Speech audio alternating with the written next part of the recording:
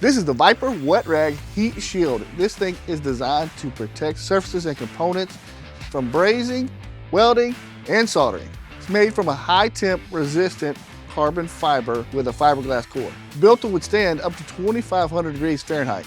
Place it behind the section where you're applying the flame. Think drywall, insulation, wood, valves, wiring, etc. The heat shield can be used wet or dry. The wet does help with the heat absorption, but either way it's just fine. It's reusable and machine washable, so you'll get repeated use without losing performance.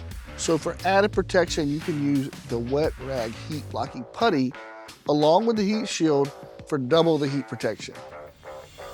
Being an HVAC contractor for over 20 years, we've come across some shady situations, and brazing inside the wall has got to be number one.